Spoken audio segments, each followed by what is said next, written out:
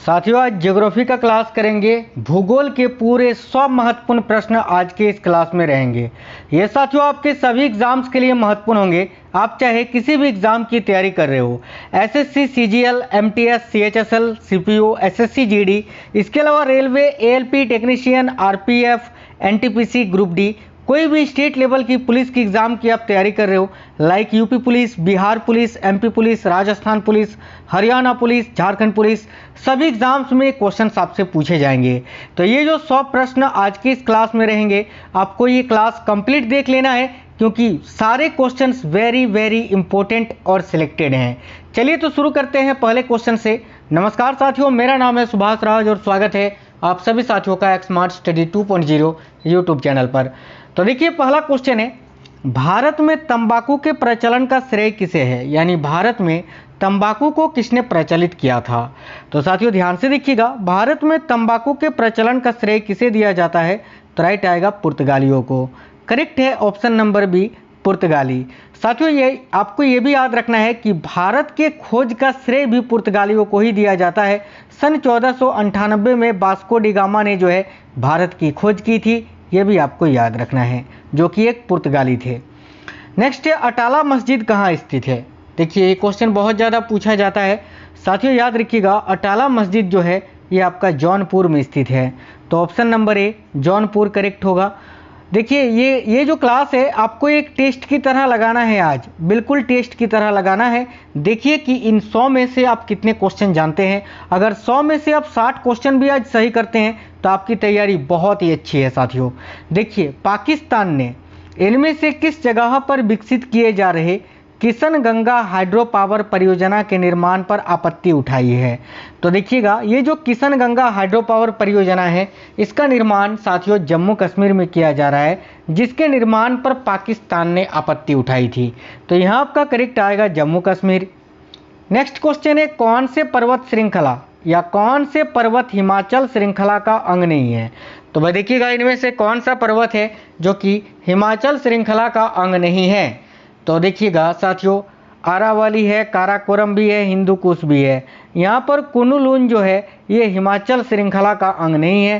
तो option number B correct आएगा, Kunlun. अगला है, भारत की कुल जनसंख्या में अनुसूचित जनजातीय आबादी का योगदान कितना है? यानी भारत की जो कुल जनसंख्या है उसमें अनुसूचित जनजातियों की आबादियों का योगदान जो है ये 2011 के सेंसस या जनगणना के अनुसार अगर हम देखें तो ये कितना है? तो 8.6%। याद रखना ऑप्शन नंबर सी। भारत में जूट का सर्वाधिक क्षेत्रफल किस राज्य में है? यानी भारत का कौन सा वो राज्य है जहां पर जूट का सर्वाधिक उत्पादन होता है? तो याद रखिए पश्चिम बंगाल राज्य में। राइट है ऑप्शन नंबर बी। नेक्स्ट है, कौन सी नदी भेड़ घाट के समीप कपिलधारा जलप्रपात का निर्माण करती है? तो देखिएगा साथियों, इनमें से कौन सी नदी है जो भेड़ घाट के समीप कपिलधारा जलप्रपात का निर्माण करती है? तो राइट आएगा नर्मदा नदी। नर्मदा नदी जो कि साथियों अमरकंटक नामक पहाड़ी से निकलती है, याद रखना। रेलवे के नवगठित जोन, उत्तर पश्चिम रेलवे का मुख्यालय कहाँ है? तो देखिए, रेलवे के नवगठित जोन जो है, वैसे तो साउथ कोस्ट रेलवे जो है वो रेलवे का 18वां रेलवे जोन है, लेकिन ये जो उत्तर पश्चिम रेलवे है इसका मुख्यालय आपको बताना है। तो करेक्ट आएगा जयपुर में, ऑप्शन नंबर ए। आगे देखिए, ग्रीष्म काल में आने वाले तूफानों को निम्नलिखित में से किस राज्य में काल वैसाखी के नाम से जाना जाता है? तो देखिए, ग्रीष्म काल में जो तूफान आते हैं उन तूफानों को किस राज्य में काल वैसाखी कहा जाता है? याद रखिएगा वेस्ट बंगाल में, यानी पश्चिम बंगाल राज्य में। तो साथियों इस क्वेश्चन का करेक्ट आंसर होगा ऑप्शन नंबर डी, पश्चिम बंगाल में आपको याद रखना है। ठीक है, ऑप्शन नंबर डी इस क्वेश्चन का राइट आंसर है। नेक्स्ट क्वेश्चन है, निम्न में से किसे वैश्विक विरासत का वन माना जाता है? तो वैश्विक विरासत का वन साथियों पश्चिम बंगाल में सुंदरबन को माना जाता है, ऑप्शन नंबर सी। निम्नलिखित में से भारत में तलछट को परिवाहित करने वाली प्रमुख नदी कौन सी है? तो देखिए, भारत में तलछट को परिवाहित करने वाली जो प्रमुख नदी है ना, वह है साथियों ब्रह्मपुत्र नदी। साथियों ये क्वेश्चंस इतने इंपॉर्टेंट है जो कि डायरेक्ट आपको आपके पेपर में मिलेंगे। ठीक है, आगे देखिए, भारत का सर्वाधिक खाद्यान्न उत्पादन या उत्पादक करने वाला राज्य कौन सा है? याद रखिए उत्तर प्रदेश। ठीक है, भारत का सर्वाधिक खाद्यान्न उत्पादन करने वाला जो राज्य है वो है आपका उत्तर प्रदेश। हंगरी सहायक नदी है किसकी? यानी हंगरी जो है ये किस नदी की सहायक नदी है? बहुत ही अच्छा क्वेश्चन है। तो याद रखिए करेक्ट आएगा तुंगभद्रा नदी की, ऑप्शन नंबर डी। कोंकण तट कहाँ से कहाँ तक विस्तृत है, यानी कोंकण तट जो है ये कहाँ से कहाँ तक फैला है, तो याद रखिएगा गोवा से लेकर दमन तक। ठीक है। विश्व का सर्वप्रथम हवाई डाक सेवा का प्रारंभ कब हुआ था, तो विश्व में सर्वप्रथम हवाई डाक सेवा का जो प्रारंभ है ये 1911 ईस्वी में हुआ था, ऑप्शन नंबर ए करेक्ट है। भारत के पारदीप एवं कांडलापतन निम्न तट पर स्थित है, यानी भारत का जो पारदीप है और कांडला बंदरगाह है ये किस तट पर स्थित है, तो देखिए पारदीप आपका उड़ीसा में है, कांडला गुजरात में है। तो पारदीप की यहाँ बात करें तो ये साथियों पूर्वी तट पर है और कांडला पश्चिमी तट पर है, यानी ऑप्शन नंबर बी क्रमशः पूर्वी और पश्चिमी तट पर। भारत का संलग्न क्षेत्र प्रादेशिक जल सीमा के आगे कितने समुद्री मील की दूरी तक है, तो देखिए भारत का जो संलग्न क्षेत्र है यह प्रादेशिक जल सीमा के आगे कितने समुद्री मील की दूरी तक है, तो याद रखिएगा 200 मील की दूरी तक। ठीक है, ऑप्शन नंबर बी। आगे देखिए निम्नलिखित में से कौन एक यूनेस्को के जैव मंडल नीचे की सूची में नहीं है, तो भाई यूनेस्को के जैव मंडल नीचे की सूची में सुंदरबन है, आपका मन्नार की खाड़ी भी है, नीलगिरी भी है, कच्छ का रण नहीं है। राइट आएगा ऑप्शन नंबर सी कच्छ का रण। स्टील सिटी राउरकेला किस नदी के किनारे पर स्थित है, तो देखिए स्टील सिटी राउरकेला जो है यह साथियों उड़ीसा में है, ब्राह्मणी नदी के किनारे पर। करेक्ट है ऑप्शन नंबर बी। आगे देखिए उत्तर भारत में उप हिमालय क्षेत्र के सहारे फैले समतल मैदान को क्या कहा जाता है, तो देखिएगा उत्तर भारत में उप हिमालय क्षेत्र के सहारे फैले समतल मैदान को भावर के नाम से जाना जाता है। राइट आएगा option number B, option number D याद रखना भावर। निम्नलिखित में से किस प्रकार की ऊर्जा से सबसे कम वायु प्रदूषण होती है, तो देखिए करेक्ट आएगा सौर ऊर्जा से। साथियों सौर ऊर्जा से सबसे कम वायु प्रदूषण होती है ना, तो ऑप्शन नंबर डी राइट होगा। अगला है दफला तथा सिंगपो जनजातियां किस प्रदेश में पाई जाती है, तो देखिएगा दफला तथा सिंगपो नामक ये जो जनजातियां हैं ये साथियों अरुणाचल प्रदेश में पाई जाती है। राइट आएगा option number D Arunachal Pradesh. Konkan rail मार्ग की कुल लंबाई कितनी है, तो देखिए कोंकण रेल मार्ग की कुल लंबाई अगर पूछा जाए पेपर में तो याद रखिएगा कितनी है, तो देखो करेक्ट आंसर हो जाएगा 760 किलोमीटर। ठीक है।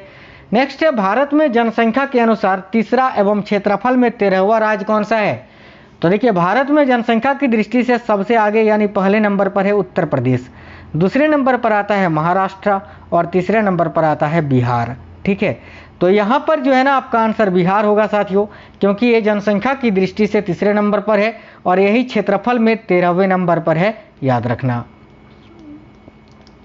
भारत के निम्न राज्यों में से किसमें सागौन का वन पाया जाता है, तो देखिए भारत का वो कौन सा राज्य है जहां सागौन का वन पाया जाता है, करेक्ट आएगा मध्य प्रदेश में, option number A Madhya Pradesh. 2011 की जनगणना में ग्रामीण जनसंख्या का प्रतिशत कितना था, तो 2011 की जनगणना के अनुसार ग्रामीण जनसंख्या का कुल परसेंटेज पूछा है जो कि था 68.8%। और यहीं पर शहरी का 2011 के अनुसार शहरी जनसंख्या अगर आपसे पूछे कि परसेंटेज कितना था तो याद रखना 31.2%। ठीक है। आगे देखिए भारत में पाया जाने वाला अधिकांश लौह अयस्क किस प्रकार का है, तो साथियों भारत में पाया जाने वाला अधिकांश लौह अयस्क जो है वो है आपका हेमेटाइट, ऑप्शन नंबर ए। अगला झारखंड राज्य की सबसे बड़ी जनजाति कौन सी है, तो देखिए झारखंड राज्य की सबसे बड़ी जनजाति है साथियों संथाल जनजाति, ऑप्शन नंबर डी। कहाँ भागीरथी और अलकनंदा मिलकर गंगा बन जाती है, तो देखिए भागीरथी और अलकनंदा नदी का संगम कहाँ पर होता है, याद रखिए देवप्रयाग में। ठीक है, जहाँ ये गंगा बन जाती है। देवप्रयाग भारत के उत्तराखंड राज्य में स्थित है, याद रखिएगा। भारत में सबसे ज़्यादा ताप विद्युत उत्पन्न करने वाला राज्य कौन सा है, तो देखिए करेक्ट आएगा यहाँ आपका महाराष्ट्र, ऑप्शन नंबर बी। अगला भारत का कृत्रिम बंदरगाह कौन सा है, तो इनमें से कौन सा एक भारत का कृत्रिम बंदरगाह है, तो देखिए राइट आएगा चेन्नई बंदरगाह, ऑप्शन नंबर सी। भागीरथी नदी ये कहाँ से निकलती है, तो भाई भागीरथी नदी भी साथियों उत्तराखंड के गौमुख से निकलती है, करेक्ट आएगा ऑप्शन नंबर बी गौमुख से। नर्मदा एवं तापी नदियों के मध्य स्थित है कौन सी पहाड़ी, ये भी बहुत ज़्यादा पूछा जाता है, तो याद रखिए नर्मदा एवं तापी नदियों के मध्य में स्थित जो पहाड़ी है वह है सतपुड़ा की पहाड़ियाँ। ठीक है, ऑप्शन नंबर बी करेक्ट आएगा। भारत की पहली लहर ऊर्जा परियोजना निम्न में से किस स्थान पर स्थापित की गई है, तो देखिएगा भारत की पहली लहर ऊर्जा परियोजना निम्न में से किस स्थान पर स्थापित की गई है, तो करेक्ट आएगा बिझिन जाम में। राइट आएगा ऑप्शन नंबर बी। रिहंद बांध परियोजना से किन राज्यों की सिंचाई होती है? तो साथियों देखिए, रिहंद बांध परियोजना से उत्तर प्रदेश और बिहार राज्यों की सिंचाई होती है, तो करेक्ट आएगा ऑप्शन नंबर सी। पाल घाट दर्रा निम्नलिखित में से किन दो राज्यों को जोड़ता है? ये भी क्वेश्चन साथियों वेरी वेरी इंपॉर्टेंट है। तो देखिए, पाल घाट दर्रा जो है किन दो राज्यों को जोड़ता है? तो याद रखिएगा केरल को तमिलनाडु से। ऑप्शन नंबर 1 केरल और तमिलनाडु। देश की प्रमुख मोटर निर्माता कंपनी मारुति उद्योग लिमिटेड कहाँ स्थापित है? तो भाई मारुति उद्योग लिमिटेड जो है भारत के कहाँ है? तो गुरुग्राम में, जिसको अभी जानते हैं, पहले इसको गुड़गांव के नाम से जाना जाता था। ऑप्शन नंबर बी हरियाणा के गुड़गांव या गुरुग्राम में। जम्मू कश्मीर राज्य का वह हिस्सा जिस पर चीन का अधिकार है क्या कहलाता है? तो जम्मू कश्मीर राज्य का वह हिस्सा जिस पर चीन का अधिकार है वह क्या कहलाता है? तो याद रखिएगा अक्साई चीन। करेक्ट है ऑप्शन नंबर डी। भारत के किस राज्य को चीनी का कटोरा कहा जाता है? यह भी क्वेश्चन बहुत ही इंपॉर्टेंट है। याद रखिएगा उत्तर प्रदेश राज्य को। Option number A. विस्तृत आकार वाले खेतों पर यांत्रिक विधियों से की जाने वाली कृषि क्या कहलाती है? तो देखिए, विस्तृत आकार वाले खेतों पर यांत्रिक विधियों से की जाने वाली जो कृषि है वो क्या कहलाती है? तो विस्तृत कृषि। Option number C. जिस देश को यूरोप का रोगी या यूरोप का मरीज कहा जाता है वो कौन सा है? इनमें से कौन सा देश है साथियों जिसको यूरोप का मरीज या यूरोप का रोगी कहा जाता है? तो याद रखिए तुर्की देश को। तुर्की देश का नया नाम तुर्की है, ये भी याद रखना है। आगे देखिए, फियोर्ड तट का देश किसे कहा जाता है? तो देखिए, फियोर्ड तट का देश जो है ये नॉर्वे को कहा जाता है। Option number B. इसके अलावा नॉर्वे को मध्यरात्रि के सूर्य का देश भी कहा जाता है, याद रखना। विश्व का कौन सा देश टीन का सर्वाधिक उत्पादन करता है? तो भाई टीन का सर्वाधिक उत्पादन करता है थाईलैंड। ऑप्शन नंबर सी। आगे देखिए, विश्व की मक्का मंडी के नाम से कौन सा नगर जाना जाता है? तो विश्व की मक्का मंडी के नाम से सेंट लुइस को जाना जाता है। करेक्ट है option number B Saint Louis.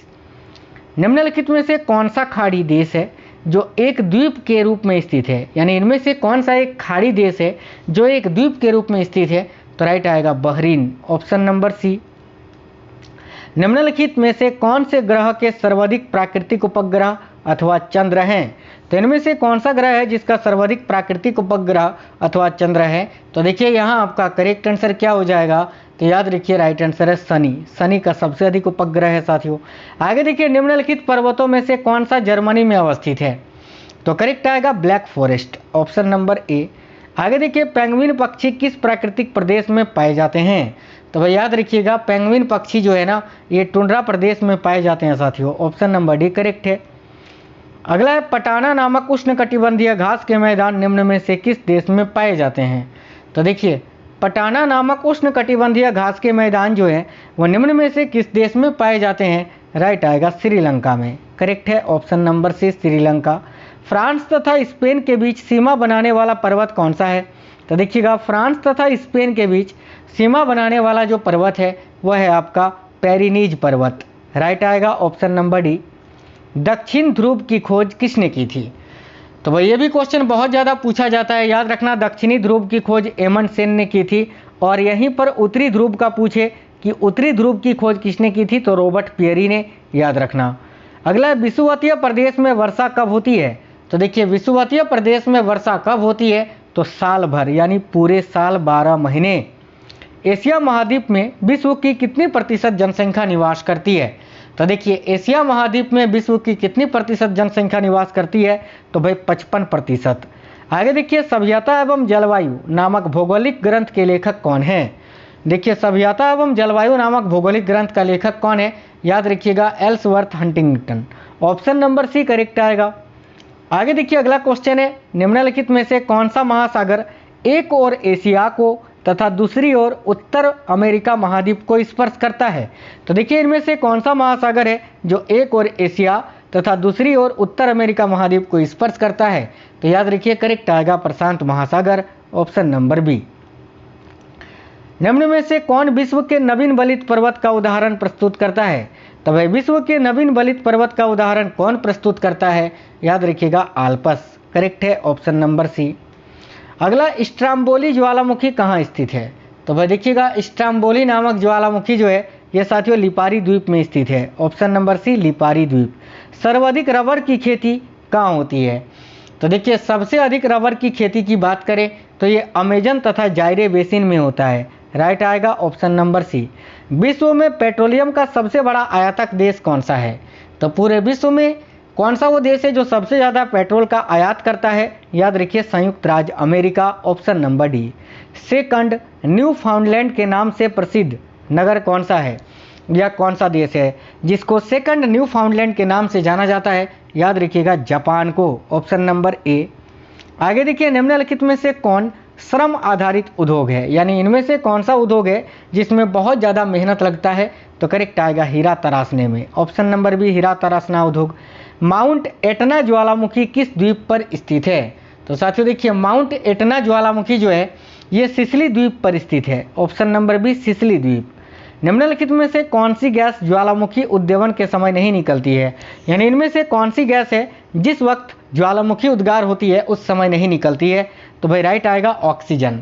ठीक है, option number A oxygen. Next है डोलड्रम क्या है?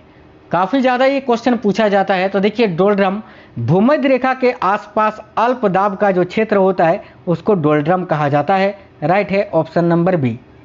ज्वालामुखी की सक्रियता अधिक पाई जाती है कहाँ पर? तो ज्वालामुखी की सक्रियता सबसे अधिक कहाँ पाई जाती है?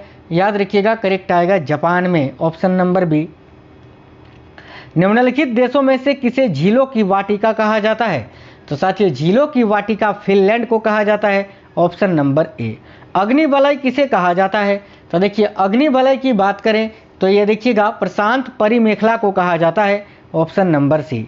नेक्स्ट है देशांतरीय दूरी 1 घंटे के समय अंतराल के बराबर होता है, मतलब कि 1 घंटे के समय अंतराल में कितने डिग्री का देशांतर होता है ये आपसे पूछा जा रहा है। तो करेक्ट आएगा 15 डिग्री का। साथियों याद रखना 1 डिग्री देशांतर घूमने में 4 मिनट का समय लगता है। तो भाई याद रखिएगा 1 घंटे में जो है ना, यह 1 घंटे में 60 मिनट होता है। ठीक है, तो 60 मिनट में 15 डिग्री घूमेगा। करेक्ट आएगा option number A 15 degree. Sindhu नदी की एक सहायक नदी जो हिमाचल प्रदेश से होकर बहती है वह कौन सी है? तो करेक्ट आएगा सतलज नदी, ऑप्शन नंबर बी। आगे देखिए कौन सी अक्षांश रेखा भारत के मध्य से होकर गुजरती है?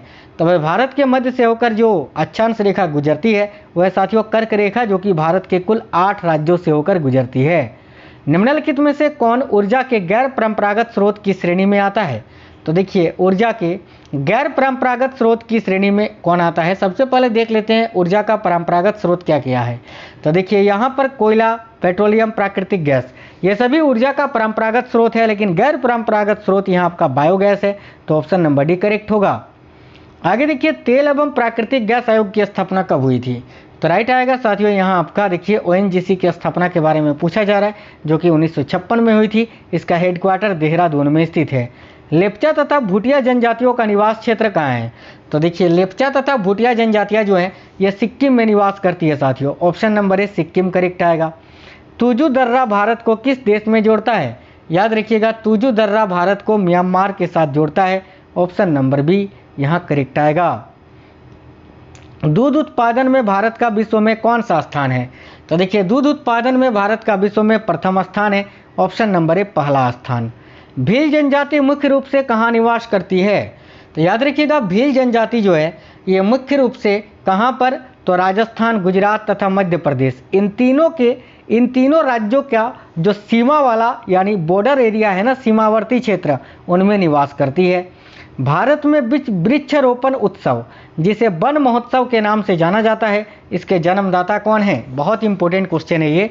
तो भारत में वृक्षारोपण उत्सव जिसे वन महोत्सव के नाम से जाना जाता है, इसके जन्मदाता हैं साथियों KM मुंशी। करेक्ट है ऑप्शन नंबर सी। कावेरी नदी के तट पर कौन सा शहर स्थित है? तो देखिए कावेरी नदी के तट पर तिरुचिरापल्ली शहर स्थित है। राइट आएगा ऑप्शन नंबर ए। आगे देखिए भारत में मिलने वाला अधिकांश कोयला किस भूभाग में निक्षेपित हुआ है? तो भाई भारत में मिलने वाला जो अधिकांश कोयला है वो किस भूभाग में निक्षेपित हुआ है? तो यहाँ आपका करेक्ट आएगा गोंडवाना में, option number B Gondwana. Himalaya पर्वत की एक श्रेणी देखिए अराकानियोमा, ये कहाँ पर स्थित है? तो ये हिमालय पर्वत की ही एक श्रृंखला है अराकानियोमा, और ये कहाँ स्थित है? तो याद रखिएगा म्यांमार में, ऑप्शन नंबर बी। पूर्ण साक्षरता हेतु कितने प्रतिशत जनसंख्या को साक्षर होने का न्यूनतम मानदंड निश्चित किया गया है? जैसे कि भारत का पूर्ण साक्षरता राज्य केरल, मिजोरम को माना जाता है।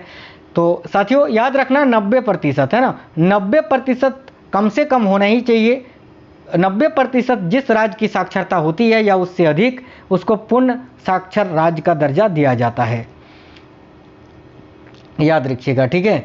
कम से कम 90% होना ही चाहिए। आगे देखिएगा, अगला सिंधु नदी की कुल लंबाई उतना ही है जितनी ब्रह्मपुत्र की, वह लंबाई कितनी है? तो भाई याद रखिएगा, यहाँ आपका करेक्ट आंसर हो जाएगा 2900 किलोमीटर। सिंधु नदी की भी कुल लंबाई 2900 किलोमीटर है और ब्रह्मपुत्र नदी की भी। अगला, चेन्नई के समीप कल्पक्कम नामक स्थान पर निम्न में से किसकी स्थापना की गई? तो देखिए यहाँ करेक्ट आएगा नाभिकीय ऊर्जा संयंत्र की, याद रखिएगा।